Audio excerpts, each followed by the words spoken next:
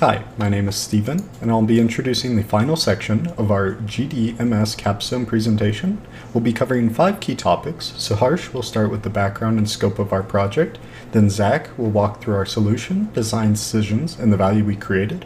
After that, Justin will cover project cost, followed by Rhinal, who will talk about the future development and expansion of our project. So our project background is that ultra-wideband is optimized for short-range, low-latency communication, but it doesn't define a standard for custom data payloads. So the project statement was to create a lightweight and reliable protocol to transmit position and time data efficiently. So for the scope of this project, it was to research compatible boards and protocols for ultra-wideband transmission. It was to ensure data integrity and low latency on this protocol, and to avoid packet loss or desynchronization between the devices. We successfully implemented the requirements.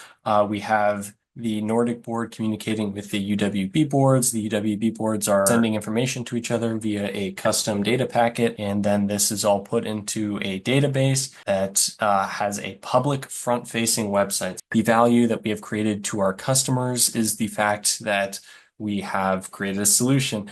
Because ultra-wideband is a new technology, a lot of people and companies are trying to figure out how to use it and if it even is usable. We have demonstrated that it can be utilized, and we have given our customer a platform for future technologies to go off of.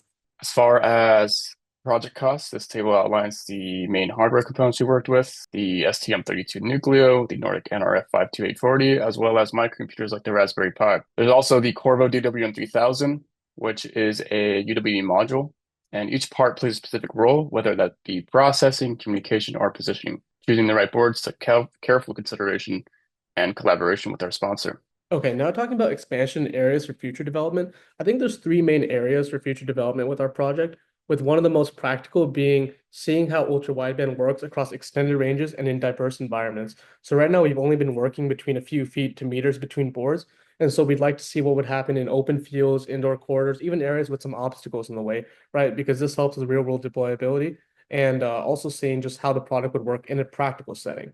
Adding to that, we'd like to see some form of device positioning with a map overlay, maybe with a 2D or 3D visualization, which could actually help the user interact with whatever is being produced by the outputs.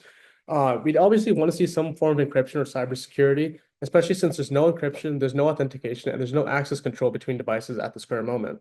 So any form of encryption, whether it's AES or something else, would be needed, because right now just sending plain text leaves you very open to man in the middle and spoofing attacks, for example.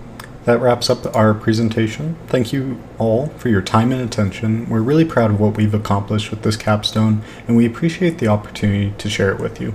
Thank you.